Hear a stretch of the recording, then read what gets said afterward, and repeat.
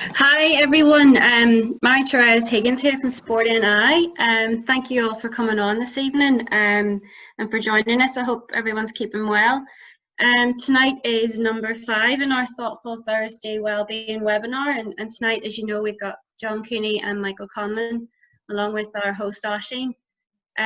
Just a few housekeeping notes tonight, guys. If everybody just keeps their themselves muted and their cameras turned off, just during the session, it helps us hear everything that's been said. Very sort of laid back, informal chat. I hope everybody enjoys it this evening. There will be a question and Q&A session later on afterwards, but as we go through tonight, if anything comes to mind, any questions, just pop them down there in the chat bar if you have any comments, and we'll try and get through as many as we can. So that's it. Yeah, just sit back and enjoy the chat, and I'll hand over to Oisín. You make a start.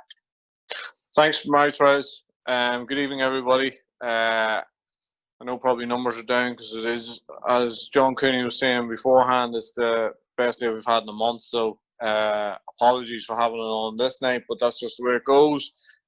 So far, these chats have been, for me, absolutely brilliant. They've flown along, so that puts a lot of pressure on the two guests tonight. And we have Michael Conlan. I'm just going to introduce both of them. Michael Conlan, Ireland's only male amateur world champion, Olympic medalist, Commonwealth gold medalist, and on the verge of a world title shot as a professional. Also, we have Ulster and Ireland scrum half John Cooney, 61 Ulster appearances, 529 points, first player to play over 20 times for 3 provinces, arguably the informed rugby player in Ireland, if not further afield right now. Good evening, guys. Good evening. Yeah, I'm just going to start actually by asking both of you, because I started this last week, and the last week we were on with Tommy and Ciara McGeehan. Michael, I'll start with you. What's the story with lockdown with you? Are you, is it business as usual, or has things changed for you dramatically because of it? It's if I'm honest, lockdown's been amazing for me. I've enjoyed every single minute of it. I've been home more than I've been home since I've been 17. Been around my family and just been enjoying life. Training wise, things have changed. I'm usually based in Surrey in England. At the minute, I've just been home, obviously, because of lockdown rules and stuff, but I'm fortunate enough to have a gym in the garage, and obviously my father as a national boxing coach who can, help train me whenever I need to train. So it's been normal. I've been just training away and just being at home. I've been eating healthier. I've been doing everything much more. I probably trained more than what I've ever trained. So it's been great. John, same question to you, just on lockdown. I mean, is it fair to say it didn't come at the greatest time for you? Yeah, probably on reflection now, probably wasn't ideal with the Six Nations games coming up. Also, it's rare as a rugby player that you go into a game where you don't have any niggles. Generally, you go through games with sore shoulders, sore legs. So I was actually, for once, had no niggles, and I was full health at the time. So probably wasn't ideal in that, but similar to my guy, I kind of set up a bit of a gym in my garage and stuff. So I was lucky enough to have a bike in there and also enough weights that I could lift. So for me, physically I've stayed in pretty good shape as well and tried to train quite a lot. But sometimes I think the hard thing is not training too much, and I'm sure it's the same for Michael, is getting the fine line between not doing too much and too little. And sometimes for if your player works quite hard and whether you're a boxer, I think it's the smart player that sometimes has to learn from that. And maybe I did a little bit too much, and I'm probably physically a little bit off what I was before. I haven't ran in about 5 weeks because I have a little niggle now. So it's kind of getting the fine line between too much and too little, which I say I'll learn through injury, and I've never learned. And who was dictating that for you during lockdown? Just how much you trained and how much you didn't? It's kind of dictated by yourself, but I just thought, because I had a good bit of weights in the garage, that I could get something over a few other people and lift heavy. So I was stupidly doing way too much leg weights and way too much. Even on my days off, I was running and walking the golf course stuff, which I didn't think would catch up with me. And then evidently a few weeks down the line it does. which again, like I said, I've told myself a million times not to do it, and I always do it. John, when I introduced you, I said about it. I think I said possibly, but probably the informed player, definitely at provincial level at this stage, and possibly at European level. From not making the World Cup to where you are now, are you now at where you're at because you missed the World Cup, or was this going to be the natural progression anyway? Probably a difficult question, but what's your thoughts on that? Yeah, I think it definitely played a big role in how I approached everything last summer. I think it was more the fact that I didn't see it coming as well. So I kind of given up a lot of my time and worked really hard in that pre-season, but it seemed to fall on deaf ears. And I was watching the Tyrone All-Ireland semi-final, and I'd look at my phone and realise I had a missed call from Joe Schmidt telling me that I'd been dropped, which is double heartbreaking. So, yeah, it was more the fact that the week before, I think 4 of the players had been dropped, and I thought it could have been me, but I didn't get dropped. So I thought, I must be playing against England. So I worked real hard for that week, and then I got a phone call the next week saying I was dropped, which I could have accepted the week before when I kind of accepted at that stage and told my family that I think I was gone. And then to kind of be given a sniff that I had another week and then get dropped was kind of made it a bit more disappointing. But yeah, I just remember I'd read a couple of books on Stoicism that summer. And there was one quote that really just hit home with me. It was, "Where do you find right and wrong in me and my choices?" And I just knew right then I had a choice whether I could just sit there and feel sorry for myself or go and just get back to work and try and go back to an environment that I enjoy, and make them kind of regret not bringing me there. And it was pretty hard to watch all the games in the World Cup. And a lot of the times I remember when Ireland beat New Zealand, I was gutted to not get picked, but I felt I had to earn it. So I went to the gym that day and I tried to run exactly what they'd run in that game. So it's a little bit different for rugby. Is you see them out there working hard and you kind of want to keep up with them. So yeah, I just went back to an environment, like I said, Ulster. I love it there and I'm appreciated there. It's a bit more difficult. Sometimes you're not getting picked by a coach to feel like you're as good as you are, because a lot of the time I was going there feeling like I was playing well and then not getting selected. So it can kind of affect your confidence and stuff. So I just went back to an environment I was happy in. And yeah, after the back of that, I performed a lot better than I probably had even the year before. And is it fair to say that Ulster was the perfect fit for you at the perfect time, or is that too simplistic? Yeah, I think like everything, when I came up, it was obviously difficult with Ruan Pienaar leaving. I wasn't even a goal kicker when I came up. And again, things fell into my path that gave me the opportunity to do that. And I took the opportunity and stuff like that. So I don't think I realised the pressure I was under. Even my first week, I was sleeping on the floor on a mattress because I know where to stay and stuff like that. So I think I kind of just got on with it. I knew I had to come here and kind of earn my stripes. I knew off the back of a couple of injuries, I hadn't probably achieved what I wanted to. So it was kind of just keep the head down, work hard. And I really enjoyed the environment. I find with Ulster, coming off Leinster, was the O'Driscoll era and stuff. They were about 10, 15 years older than me. And it was probably a hard group to break into. Whereas when I came up here, everyone was all inclusive, whether you play AL on the weekend, whether you're under 18s, everyone kind of respected each other. Which I find is the exact environment I like. I think everyone should be treated as an equal. And for me, that's the environment I thrive in. Thanks, John. Michael, the last time I think I spoke to you in person, well, first of all, you're about 5 stone heavier than you are right now. But I hope you don't mind me saying this, but after the chat with you, it made me look very, very differently on the sport of boxing, because I remember you talking, and you didn't talk a lot about the actual boxing itself. You didn't talk a lot to me about actually going into the ring and the feelings around going into the ring, which is one thing, and hopefully we can get to that later. But you talked to me more about, being professional. That's the way you provide for your family. Yeah. How much pressure does that put on a young lad like you? It's an awful lot of pressure, in boxing.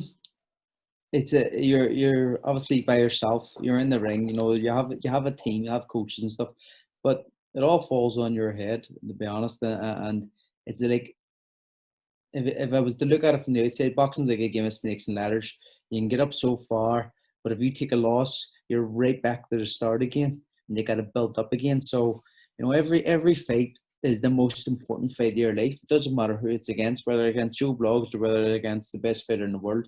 They've got to go in there fully prepared, ready to win. So there's an awful lot of pressure going in there, whether or not, you know, you say there is or not on the evening or in the build-up.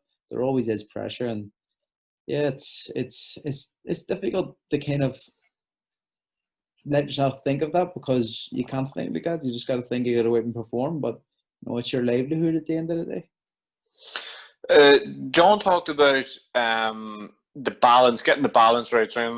One of the first things you said about lockdown was that you probably have trained more than you ever have. Nah. Is there a fine line for you, or you know at this stage exactly what you're at as far as your body is concerned? There's definitely a fine line, Oisín.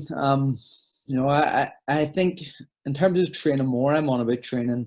I've been doing cycles. I've been running half marathons and doing things which I don't do. So I've trained more in terms of that. But in terms of boxing, no, I haven't. I haven't never overtrained the boxing side of things, because obviously, you know, if I was here doing everything myself, and if I was doing things wrong, there's no one there to correct me or tell me what I'm doing wrong, and it could start to create bad habits. So that's why I wasn't overdoing that. But I was training an awful lot. Like, as I said, half marathons. I never ran a half marathon in my life. I just get up one day and ran one. My legs were busted for about 4 days. So it was just things like that. I was just doing much more. There is a fine line with the boxing, but in terms of training, I think I can train. I can just keep training. I'm still young, so okay. Yeah, I did a half there last week myself, Michael. Half a mile, and I'm still feeling a wee bit. But I can't talk to you, Michael, and I want to get this out of the way early. I can't talk to you without talking about the Olympics. Yeah. And can you tell me, like, obviously the disappointment itself was very real for everybody. See, it was very vivid. It was, you know, the emotions were there, all those sort of things. But it's not necessarily that I want to talk about, because I think that's something that people seen. It's the aftermath. Do you know what I mean? When you jump on the plane, you get home, and you're sitting there, and some nights I'm sure you're sitting there by yourself. Did you know exactly what the direction was going to be after that, or was there a lot of confusion going on in your head? Or, you know, it kind of, by the time I was getting on the plane home, everything was okay then. It was when I got back to the apartment and I stood in the shower, and I was getting a shower, and I was just realised, like, my dream for my start of boxing was to be an Olympic champion. It wasn't to be anything else, and it wasn't to be a world champion or Commonwealth champion, anything like that. It was to be an Olympic champion. And then realising that dream was over, because there was no way in hell I was going to do another 4 years in the amateurs to try and achieve that. So yeah, I stood in the shower for about a half an hour, maybe more, and I just thought about things. I obviously cried a bit, and just sat and thought about what I was going to do. I didn't really know if I had made the right decisions with what I said and what I'd done, but you know, soon after, when I checked social media, it seemed that, you know, it seemed that it was the right thing to do, was speaking up and saying what I had to say, because it was real. It wasn't like a spoiled brat throwing his toys to the pram. It was, you know, real emotion, and, you know, true emotion, which is what everybody else was feeling and wanted to say, but no one really says it, especially athletes. You know, they're very media trained. I was media trained too, but I just threw it out the window and said what I had to say. So by the time I was getting on the plane, I already had pro offers thrown at me and people contacting me. So I was like, you know, listen, I've done the right thing. I'll be okay. So, you know, it was, by then it was all right. But obviously, you know, from time to time, when you think about it, it does annoy you. But you know, there's nothing you can do about it. See, just on the media stuff, you know, because I'm involved in GAA, and it's very, very difficult now to get players to say anything, because you know, they're very controlled by well, maybe it's not fair to say they're controlled by managers, but they are very wary of what's going on in the media. Yeah. That's something I never got off you, that you say you were media trained, or you were given, you know, a nod in the right direction when it comes to that, but I always felt as if you said what you wanted to say I felt when I played that I said what I wanted to say, and I think for a long time I felt that helped me in the course of my sport. Do you think that was that important to you to come out, not just that example, but there's been other examples, just to say what you want to say? No, same as you. I've always said what I wanted to say. I've never held back. I think honesty is the best is the best option when it comes to kind of interviews in front of the media. If you're going to be honest, speak what you have to say. And I remember doing the interview after, and the media relations guy, whatever it was, he was standing beside me. And that's why I turn around when in the interview and I say, I don't give a F if I'm cursing on TV, because he was standing looking at me and I was like, I don't care. Just let rip. But no, it's everything in life. If something like that is happening and you don't call it out, it's disappointing. John, can I go back to you for a second? I listened to your interview with Darren Frehel. It was on Heroes. I did one with him myself, and you stole my ending, by the way, because I said my mum was my hero, and that got me a huge amount of kudos in the house for a long time. And then you come along and you said your mum as well, and my mum says you must have had to say that or something. But anyhow, that's not what I'm talking about. When I heard the interview, which was a brilliant interview, something that struck me with you was the self-awareness that you have now. I mean, I never had that as a player, and now I wish I had. How did you at your tender age, you're still, I suppose, you're still fairly young in rugby terms. How did you get to that point of self-awareness while you're still playing? Because I know a lot of people get it in the first couple of years of their retirement or when they look back, but a lot of people go through their career with very little self-awareness. That's one thing that I regret that I didn't have, and I was just wondering how you got to that point.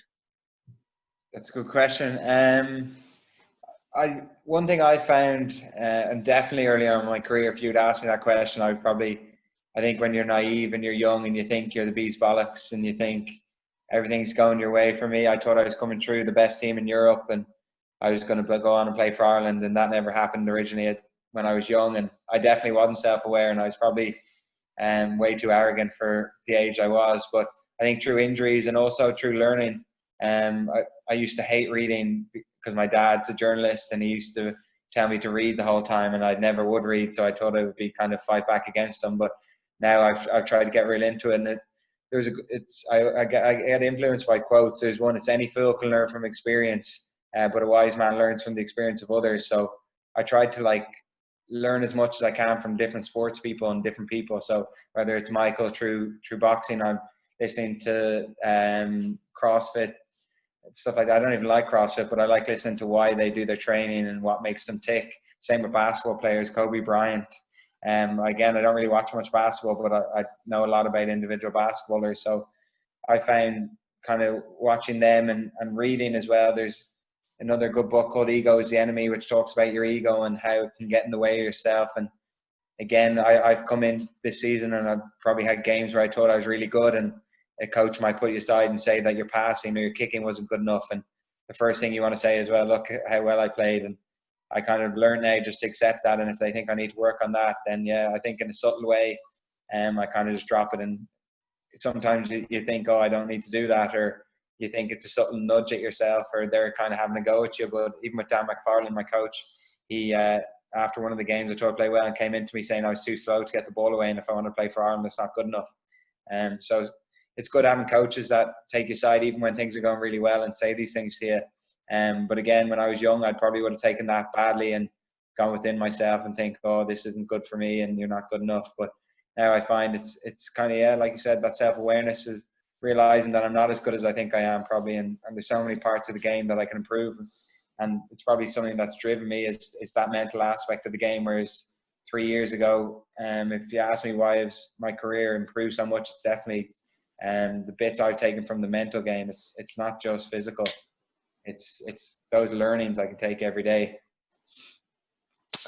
Sports psychologists play a big part in that, or have you Have you had much interaction with those guys? Yeah, it probably more came from, I went to see an actual psychologist when I was, it was my third shoulder surgery when I was in Connacht, and I was living alone. My family are in Dublin.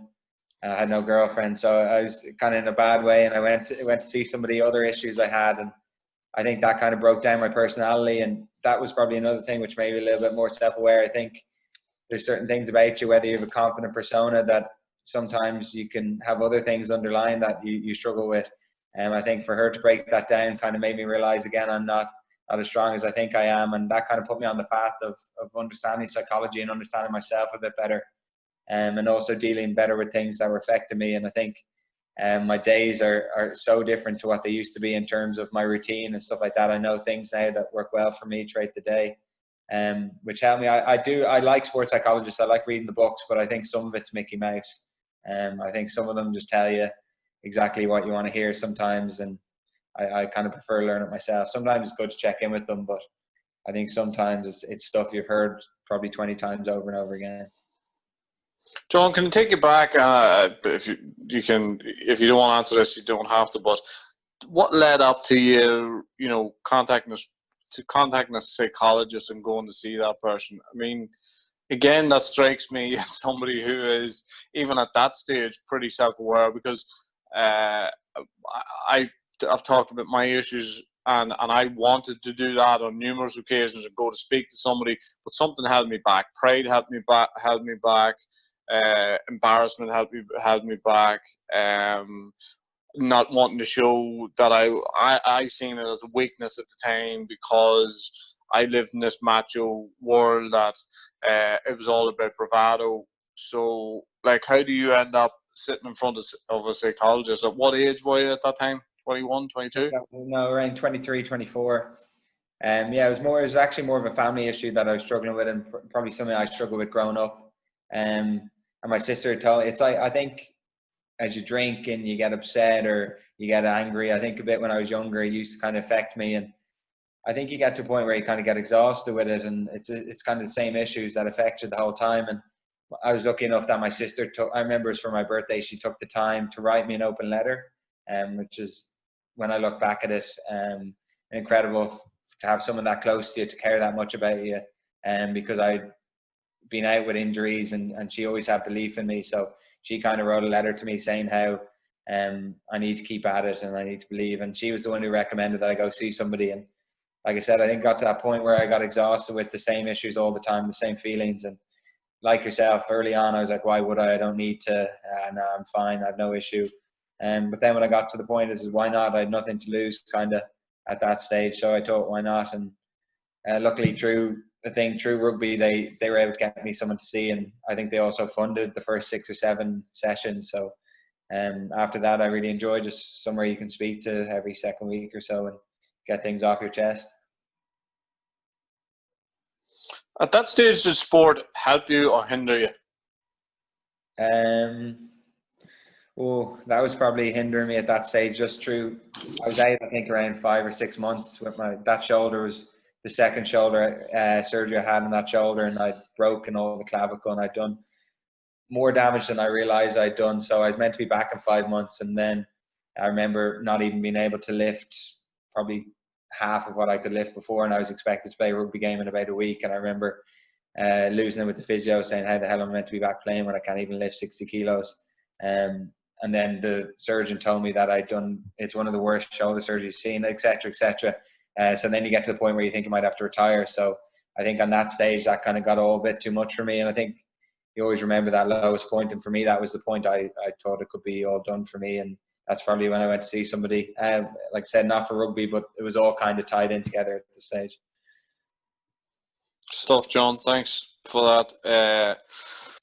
Great honesty. Michael, sports psychologist, because when I hear you speak, I think you are a sports psychologist. But have you used sports psychology or psychology in any way in the past, or is that just part of your makeup? Part of when you were part of the Irish setup, obviously, they had Jerry Hussey as the sports psychologist, and I thought Jerry was brilliant. He was a great guy, but as John says, you start to think you know, they're just saying what you want to hear. And I hate that. The fact is, like, you know, some people could just listen to it all day and listen to it over and over again. But I think if you are aware and you you do know what's going on, you know, sometimes you start to go, well, now you've said that and it hasn't worked in the past. It doesn't always work, so it's not like you don't have all the answers, but we are there to help engage you and help, you know, get your right mindset. And you know, I thought Jerry was brilliant throughout it, but myself, when I went and won the World Championships in 2015, I was reading The Secret, and that was all just about positivity and you know, believing in yourself and basically believing you're already world champion before you're world champion. And you know, I was just going through everything like that and living it word by word and saying it, believing I was world champion. I remember sharing a room with Sean McComb in Doha at the World Championships, and he was like, "How you feeling?" I was like, "I'm already world champion." I just kept saying it from the start to finish. His head was probably wrecked, but I just kept telling him, "I'm already world champion. Don't need to worry about this," and ended up doing it. So it's all psychology is all in your own head, and you can't answer the questions yourself. But obviously, it's good to get help at times. For me, I just like positive people around me, and I like to have a positive mindset. But obviously, I'm not always like this. There's been many times throughout training camps where I would text my dad or give my dad a call, and I'd be really down. I've had a shit spar, and I feel really down. I feel like I'm not as good as what I think I am.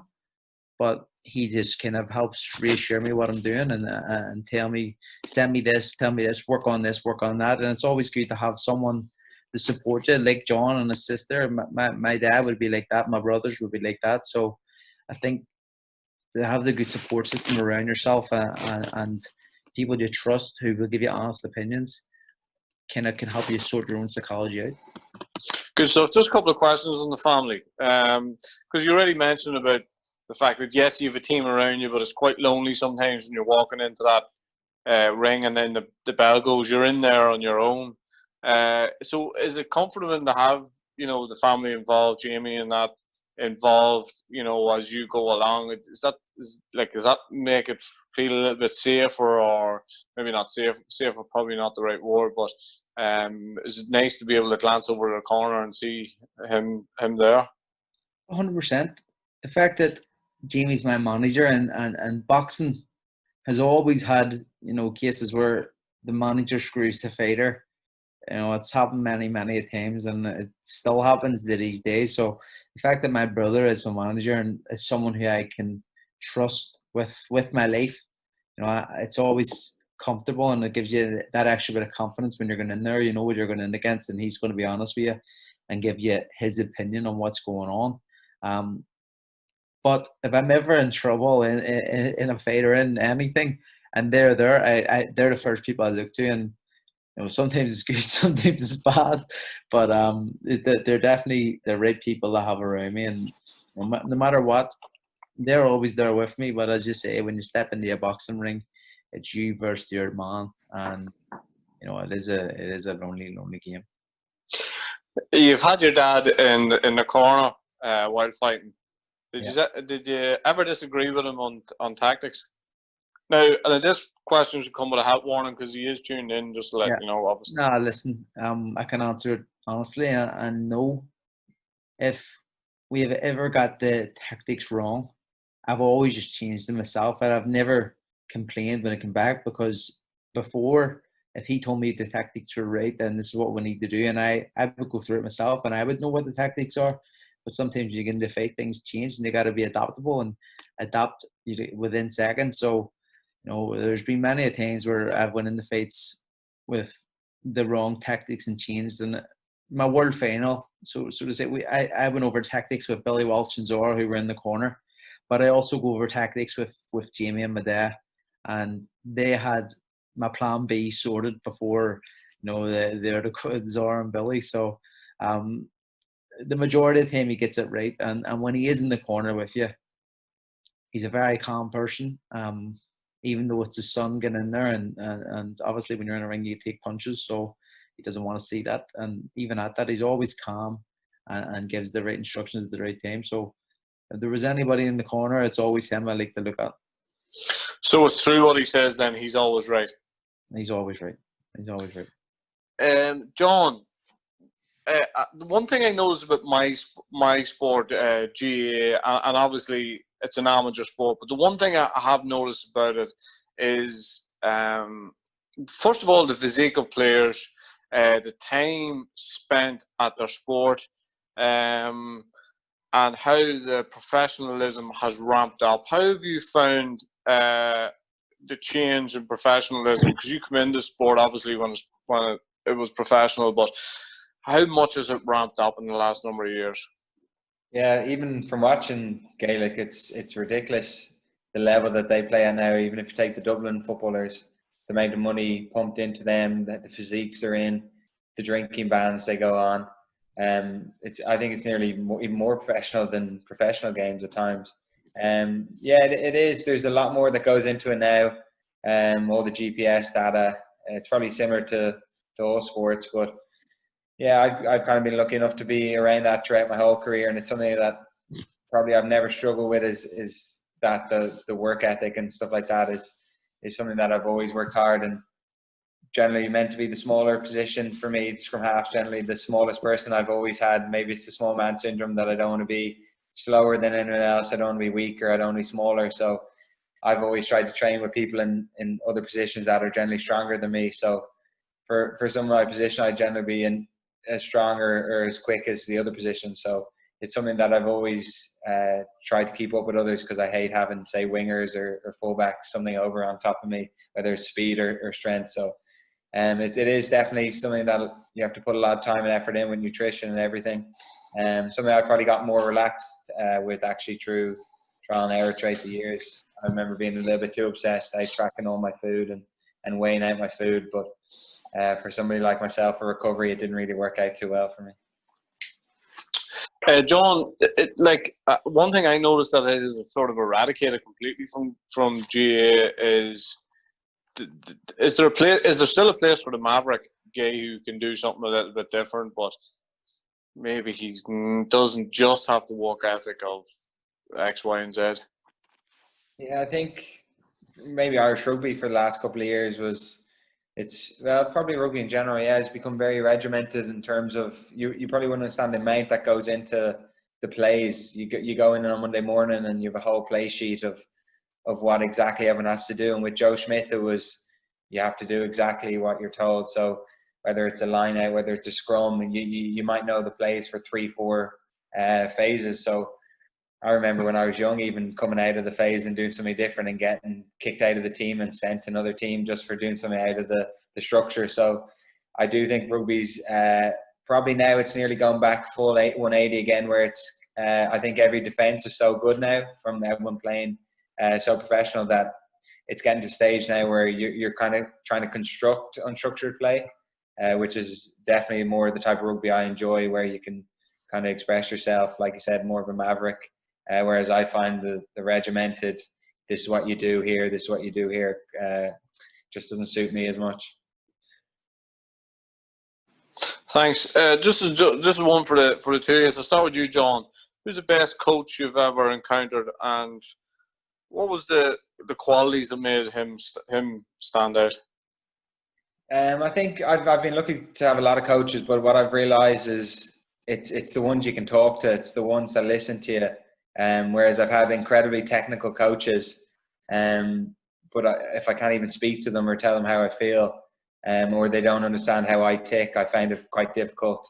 I think you can take some really, say with Joe Schmidt, took unbelievable points from him, because he probably instilled some really good habits into me at a young age, which was really good to have a coach like him. But I think now with Dan McFarland, he's a coach that would pull me aside if he knows I'm not feeling myself on a Monday. And I remember one day I came in, normally I tried to be a happy-go-lucky person. I was a bit down, and he pulled me in going, well, John, people look up to you, and if they see you coming in with that attitude, they're not going to work as hard today. So he's like, when you're not feeling as good, I need you to kind of get the most out of other people.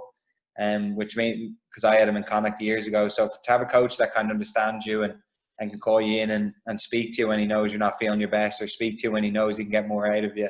Because he studied psychology, and I think it's those coaches now that are the coaches that are coming to the fore, the people that understand what makes players tick. Essentially, if you were if you were a player yourself, I think you have to understand where you were coming from and what made you tick back then. So yeah, for Dan McFarlane would be my best coach I've found. So the mental side of it's more important than the physical, you think? I personally do think. I just think if you understand what makes the player tick, I think at that level you're going to have a work rate, and if you don't have a work ethic, you probably shouldn't even be in that position. So I don't think you need a coach that's going to extract that idea. I think they need to extract what makes you tick, and there are players that need to kick up the arse or whatever, but I think you have to understand that every player is different and every player kind of needs different stimuli that make them better. Okay, Michael, same question. A lot of pressure putting me in now. Oisín, have to say here. So, do you want to say present company if you want to leave your dad? You don't want to embarrass him. I'm not even going to say one particular coach, because I'm in full agreement with John there. The mental side of coaching and understanding the just say fighter or player as a person and how they are and how they tick is probably the most important thing. If I was to look at Billy Walsh, it was Billy Walsh's best attribute was him knowing how we were as people as well as athletes, as fighters, and being able to kind of speak to you when you were down or push you when you needed pushed. And that was definitely Billy's best attribute, because on the coaching side, Zora was much more technical and better, but Billy was just fantastic in terms of man management and how to treat you as a person and the fighter. My dad he's always been like that. He's very good technically, but he knows people. And I think if you know people and sports people and athletes and stuff, knowing the mindset of a fighter and how they're going to approach things and when they're feeling down, when they need pushed, is very, very important. So he falls into that bracket. And then obviously my current coach, Adam, he's the exact same. The coaches I perform best under are those type of coaches. So my dad, Billy, and Adam all fall under that bracket where they're very good with the mental side of the sport, and then also very good technically. On that side, I would fall down on my dad and Adam, who fit that bracket. Just because I know there's a lot of coaches on tonight, and it's from varying different sports. It's obviously not just boxing and rugby. Yeah. Give me a couple of do's and a couple of don'ts, as far as coaches are concerned. Ooh, go ahead. I'll let John take the lead in that. John, you're up. Oh, that's a tough one. I think there's a very fine line between like constructive criticism and criticism. I'm all for you should have done this right if it's a couple of examples, but there's sometimes where you go in on a Monday morning and you didn't have a good game. I remember years ago with Pat Lam, you'd sometimes go in and you'd have 5 or 6 where they were really showing you that you basically lost the game for somebody. So that's something I always find. There's a fine line between constructive criticism and just outright criticism, because I think you kind of resent the coach if they go a bit too far. I think you get the message quite quickly when you're getting in trouble. And what about a must do for a coach? Are you up, Michael? Always backing you, always being positive behind you. I think that kind of positive attitude towards what you're doing, and how you're competing. Obviously, you need the constructive side, Dave, but someone who's always behind you and always pushing you.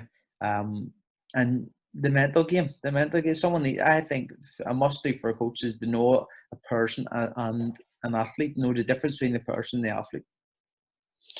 I had a coach, and I had gone into treatment. I was going through my own struggles. I'd gone into treatment. I come out the other side, and I met with my coach, and I told him, why I was where I was, because it was, I had a gambling addiction, etc.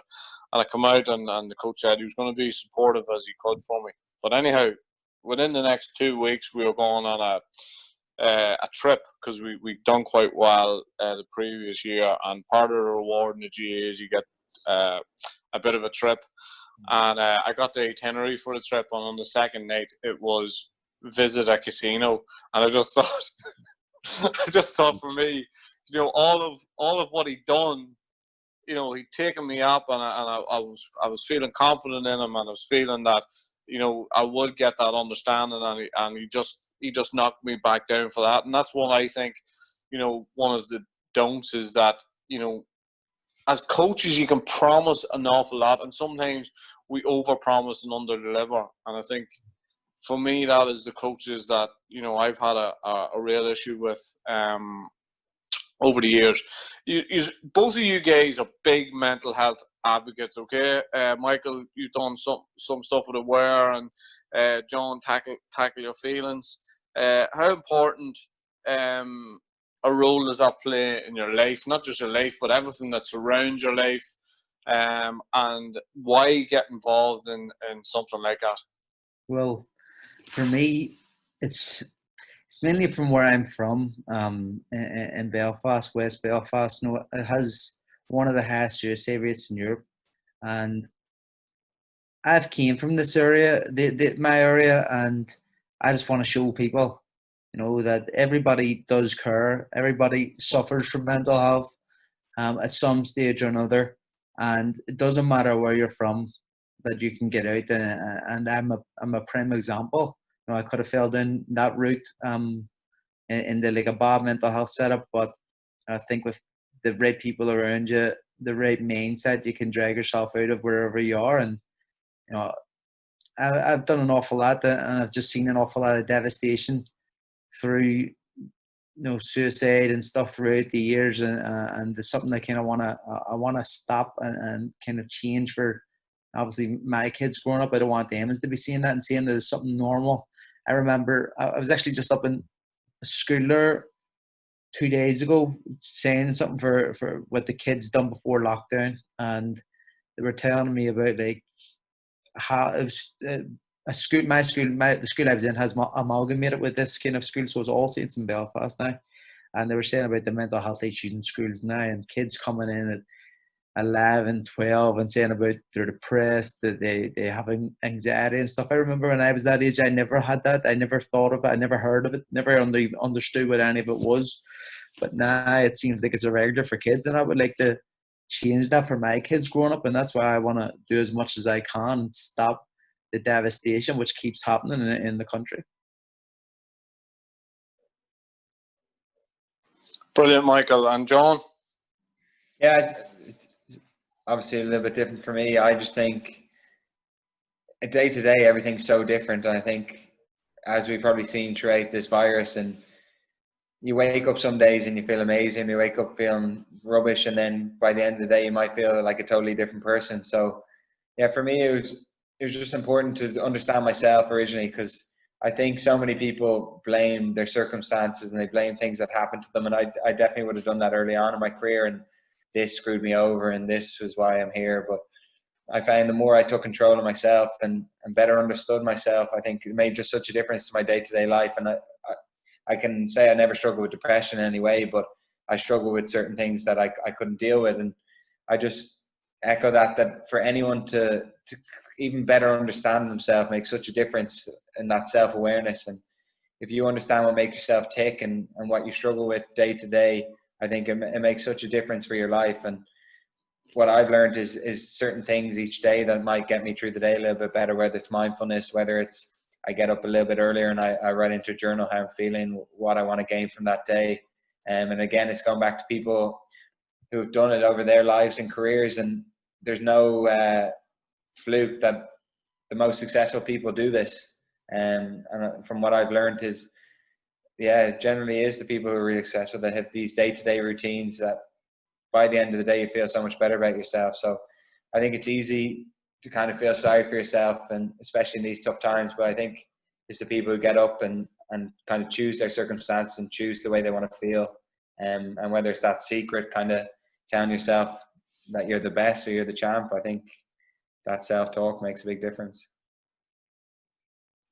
John, can I ask you about, I'm going to just touch on resilience the next couple of minutes, but can I ask you about about your resilience, just coming back from the injuries? You've had a fair catalogue of injuries during your career.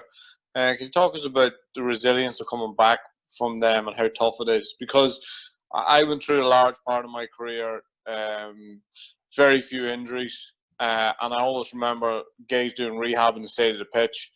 I never encouraged them. I never looked near them. As far as I'm concerned, they were no good to us on Sunday, so you concentrate on the people that's there, and then all of a sudden you find yourself at the side of the pitch doing rehab, and I resented the guys who weren't encouraging me, if that makes any sense. So obviously that's changed a lot.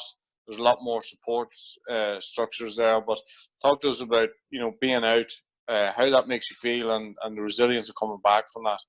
Yeah, I was a bit similar to yourself. Early on in my career, I had no injuries, and then by the age of 21, I broke my jaw, and then I had 3 shoulder surgeries over probably 2.5, 3 years, which wasn't ideal when you're kind of at that level where I was just breaking into the Leinster team. Then I think I'd been playing with the shoulder injury for about 4 months, so then I got sent basically on loan. But also did my rehab in Leinster. So in my head it was, okay, you're getting sent on loan to come back and play for Leinster. But I remember going to Matt O'Connor, the coach at the time, thinking that he'd have a list of things for me to work on, and he just asked me, when am I leaving? And I kind of realized at that point that he was basically shipping me off to get rid of me. So I think that kind of drove me for a long time, was the fact that he had no belief in me, which fueled me for long enough anyway. I think I'm over it now, but I remember in Connacht, I end up doing my shoulder twice again. But in the back of my head, I always thought I was good enough to get to the level I needed to get to, and I was probably a million miles away from where I thought I should be at. And at that stage, players didn't go from Leinster to Connacht to play for Ireland. It was going from Leinster to Connacht to try and continue your career in whatever way you can, whether it's to get a couple more seasons. So for us to go on and win the league was huge, but 2 minutes into my performance in the final, I dislocated my shoulder. So it was one of them things, just seemed to keep happening. And what I learned was I think it was more important to reflect on the people. So when I said my mum was my hero, she was the one kind of brought me everywhere when I was young. She brought me to my training. I used to play soccer, so I used to go from soccer training straight to rugby training. She was the one who brought me, and she used to go to every single game in Galway. She used to go to every game in Dublin. She goes to every game in Belfast. So I think at those 6 a.m. starts, she was the one in the back of my head, the person who had given up so much to me. So I think it got to the point where I think a lot of the time you get quite selfish, and I sat there thinking, well, this is your shit career. You might as well. I was thinking about leaving and going to live in America and stuff, because I was getting to the point where I didn't see my career going anywhere. So for me to just give up like that after all she had given up for me, I just thought it would be selfish, especially with my family as well. So I think to remember the sacrifices they had made the resilient part of it very easy. I never really, bar that couple of thoughts of just quitting, I kind of just got on with it, and eventually I got to where I needed to be, and in the back of my head I'd always thought I would. Brilliant, John. I'm going to come to you in a second, Michael, but just, guys, if there's any questions, just stick them in the chat bar, or just raise your hand in the chat bar, and I'll come to you. I'll come to you straight away, and you can actually ask questions if you wish. Michael, I'm going to tell the story that I tell not every week, but I've told over the last couple of weeks as far as resilience goes. During the lockdown, I have 2 boys, 1 8, 1 5, and we started off. We play a match, 1st to 10, 1st to 20. If they really want to punish me, it's 1st to 50. But 1st to 10, and what I was doing to begin with was letting them win. And I come on here one night, and Tony Adams and David Jeffrey were on, and they were talking about losing and how losing sort of brings you on to the next level. And I've had plenty of experience of losing as well.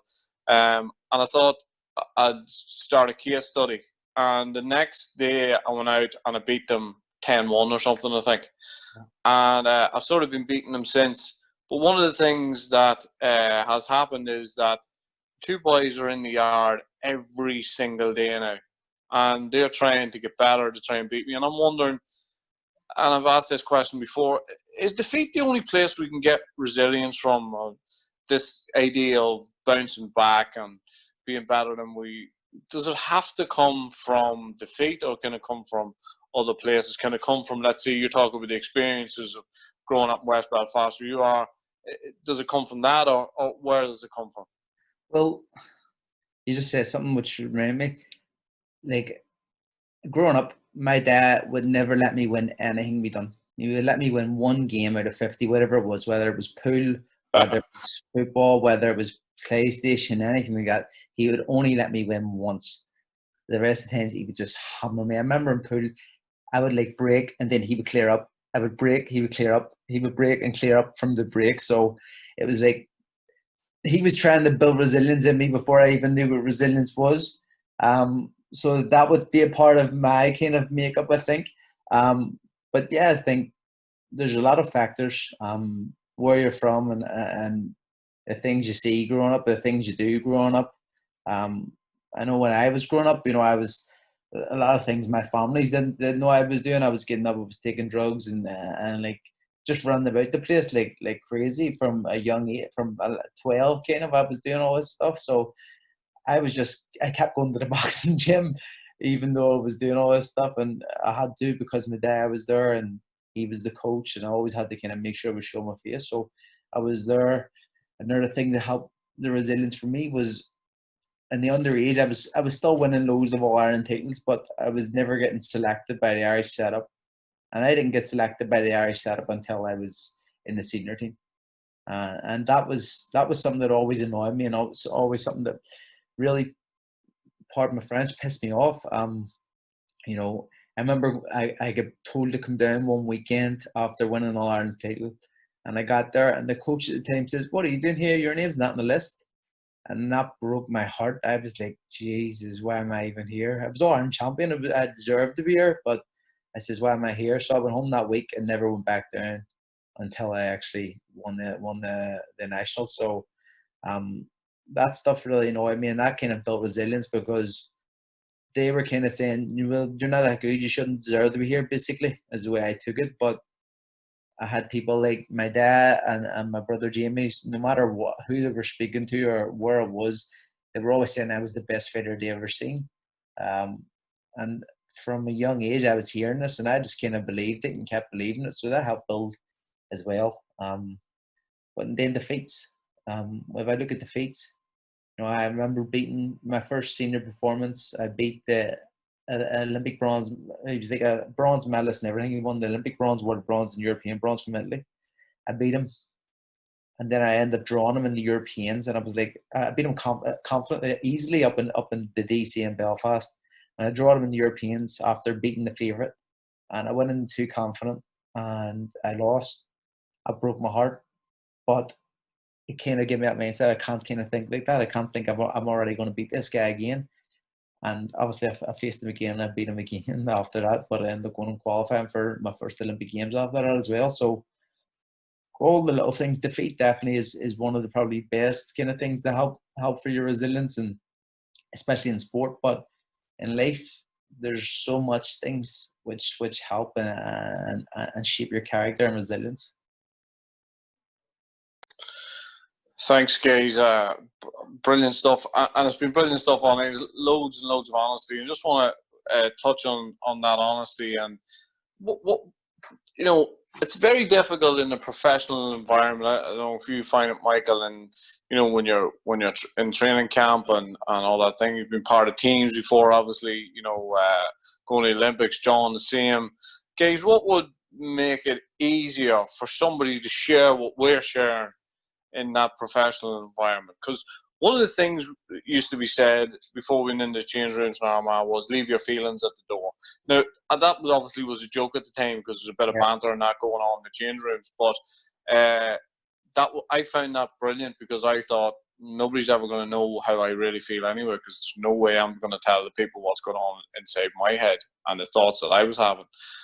So what would encourage people in that high performance level, the high performance sport, to share such things? I think things like this, seeing other athletes speak and seeing other sports people in professional sport especially, but in high positions in their sport, speak up about things which might seem like they're weak, but they're not weak. This is speaking about things like this, I think, shows more character and more strength than people that have to kind of hate it and tuck it up, because it does take a lot of courage to say, they speak honestly and say how you really feel, because a lot of people, they would never have it in them to say, listen, well, I don't feel I'm good enough. The fact that people can come out and say that now and not be criticized as much is a big help. And I think that's the kind of world we're in now, whereas people are allowed to come out and say what they really feel and how they feel. John, same question. I don't think I can answer it as well as Michael there. I think he's dead right. It's basically exactly the same. I think it's just understanding.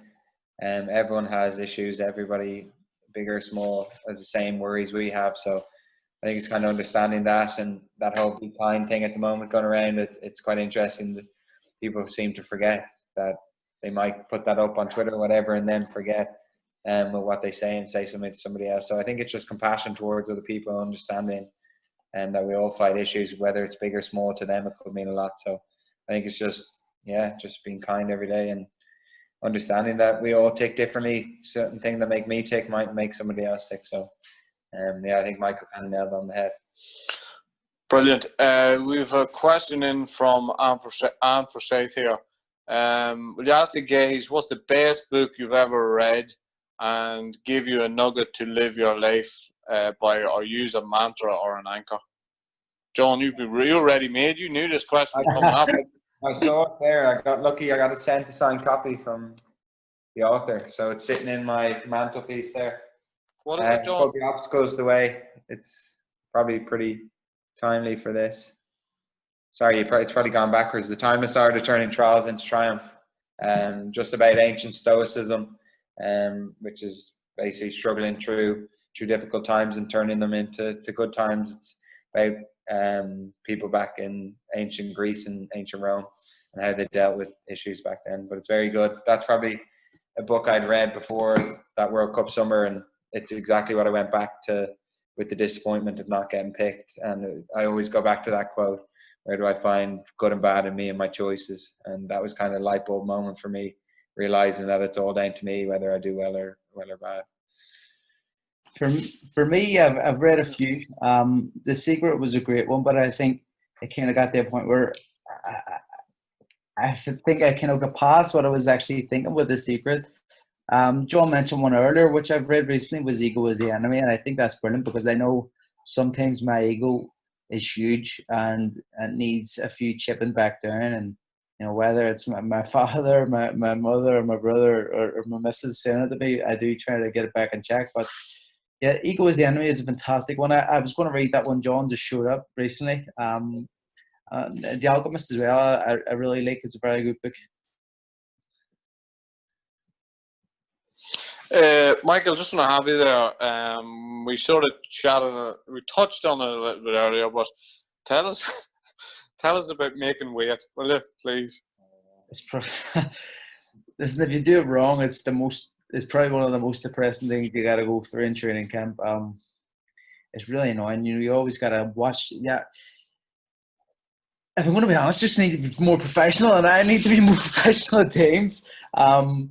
Sometimes you just, you start eating the wrong things or eating at the wrong times, and kind of mess your weight up. But being disciplined before going into training camp is probably one of the hardest things for me, because I'm fighting so often and I'm always cutting weight. And obviously, as a fighter, I weigh a lot less than what I do right now, but I have to get down to the weight. So, it's them days where, you're feel like your body's starved of food, even though you're getting all the right nutrition and nutrients in you. But when you're training so hard and you just want to eat more and more and more, you can't, because you have to cut this weight. I'm what, 5'8", and I have to make 57 kilos. So I'm usually cutting a lot of calories down, and kind of around 1,600, 1,800 calories per day in training camp.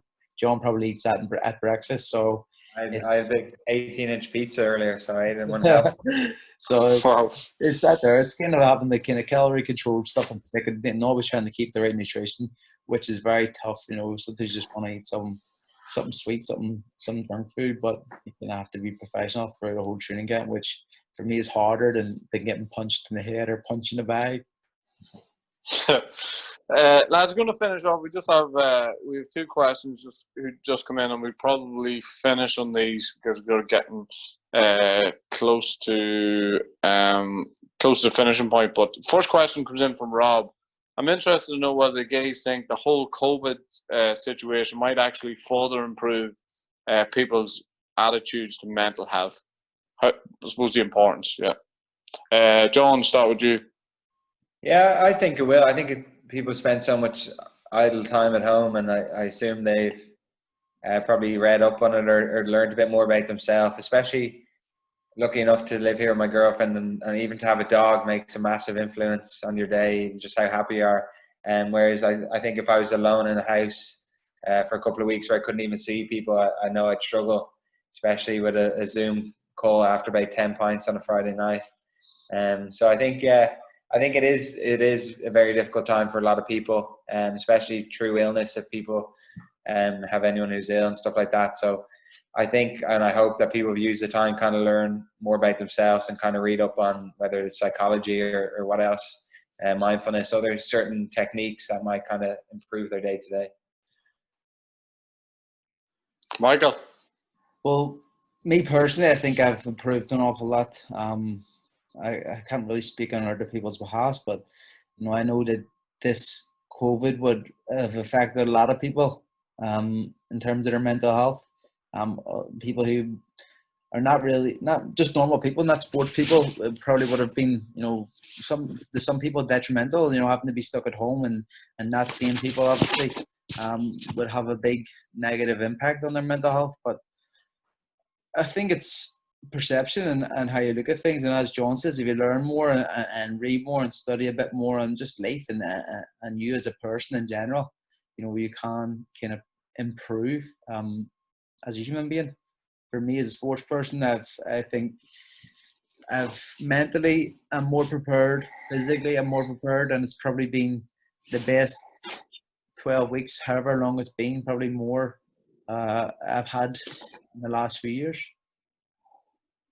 Brilliant. One more just come in from Owen King. What are the non-sporting concerns that affect the well-being and mental health and that they would like to see better supported by their club, organisation, sport? Non-sporting concerns for me, family is my biggest concern. Having to kind of have a family and take care of my family when I'm not there. It's non-sporting because it is your family, but I'm always away at training camp. So they're my biggest concern when I'm at a camp, that they're okay and they're happy and healthy and not missing me too much. Okay, John? Yeah, I'm a bit luckier. I'm not away as much. Whether it's with Ireland, you're away for a couple of weeks, but you get to come back during the week and you have the weekend. So for me, it's I think from what I've learned from other rugby players and other athletes it's probably the main worry we have is retirement and kind of those latter years of your career. So maybe more supporting that. What I've learned from players who I've been close to is they struggle kind of with their identity once they finish.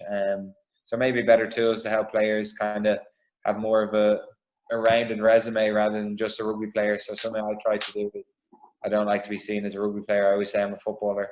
I go back to my little football skills, but I think it's to better understand what we struggle with, stuff like that. So I think that's probably the biggest worry I have, and the biggest worry rugby players have is that it could kind of end at any time, and whether you're prepared for the next step. So whether it's supporting them in studies or that, what else they can do kind of outside of rugby. So do you, John, have a plan for transition? Do you have a plan for what's happening after rugby? No, that's the problem. I have a degree which I studied straight out of school and kind of just did it because my mum was nagging me to finish my degree. So I got that done, but I don't really have an interest in doing it. So I keep saying I might go and study psychology, but again, I haven't got around to it yet. So I still have a couple of years left, but I do need to kind of get to grips with what I'm going to do. But it is definitely a worry I would have. Because coaching. We don't make the big bucks like Michael. We're not going to retire with a couple of chateaus in France. We're all the same. I'm thinking the same. I'm thinking what I'm going to be. I'll be an astronaut or something. I'll be okay. I'll be jockey it that way. I don't. To be honest, I don't know what I'll do after boxing. I don't think I would go into coaching. I don't think it's for me. Well, not at the minute anyway. I think I'll probably be involved in boxing at some level or another, but do I know exactly what I'm going to do? No. Do you worry about it? Yes, obviously. You know, I don't want to be in the game until, you know, I can't speak no more. So I want to get out as soon as possible, and, you know, hopefully I can make enough money to kind of get me on my feet for the first 10 years. Yeah, no, Michael, that's exactly what I said when I was when I was getting out of my sport and I was retiring. One thing I wouldn't be doing was coaching, and 2 years later, and I'm still at it. But I'm going to finish off on this question, lads.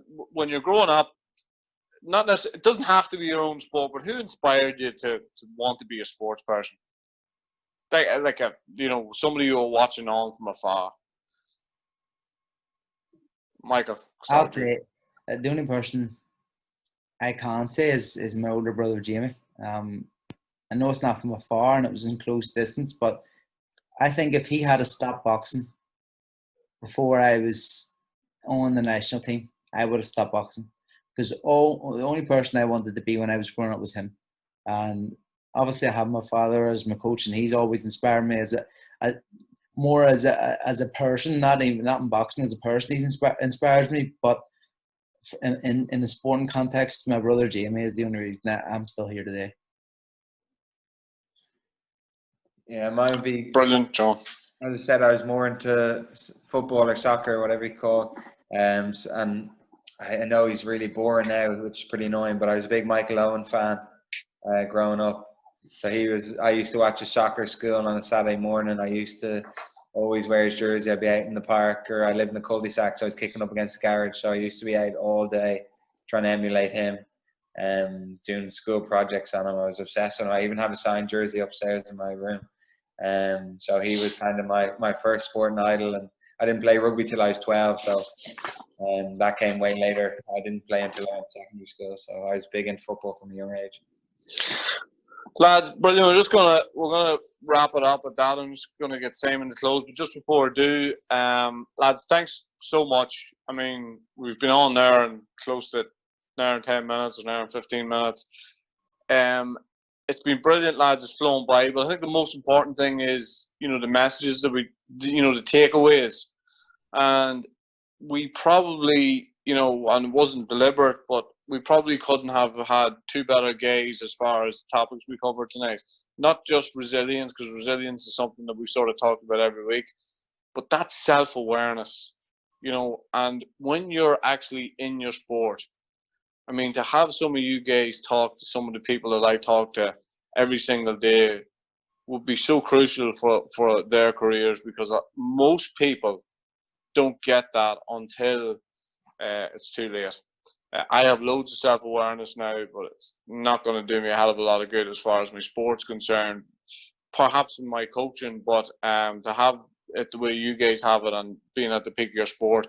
Best of luck, lads. I know you have, hopefully there's loads of sport coming up. Best of luck, and again, thanks so much for tonight. And I'll just get Simon to close it up there. Thanks, Simon. Cheers, John. Thank you very much. Nice to meet you. Thanks, Oisín. And thanks to John and Michael on behalf of everybody at Sport in Northern Ireland. That was a really, really enjoyable session. I'm sure everybody that has logged in this evening has enjoyed that too. And I say thanks to Oisín as well for doing such a great job and hosting it and getting the questions across. Also like to take this opportunity to thank everybody that's logged in. We always appreciate you giving up your time, and particularly when it's so nice outside. And hopefully this close won't be too long. We can get you back outside. Or I'm even potentially thinking John might be a Liverpool fan, so he might be looking to catch the second half here of somebody else's game to see what's happening as well. So I mean, for me, coming across tonight there from I think we've had two really great ambassadors for mental well-being online, which has been really, really great to listen to. Listen to John talking about choices, reactions and responses to situations that he's been in and taking control, about learning every day, and that's really self-driven learning and understanding yourself and taking positive steps. That's really what I was taking from John. And from Michael, I think one of the main things that came across for me was Michael's bit around making peace with your own decisions, actually being really comfortable with why you've chosen to do particular things, being really positive, and having a lot of belief in yourself, and being adaptable and taking responsibility in situations when you have to make decisions. yourself. I think they both highlighted some stuff around family support and trust, and that really came across in the last 2 or 3 Thoughtful Thursday webinars as well from different athletes. So it's a real common theme. So thanks again to the guys for sharing that with us.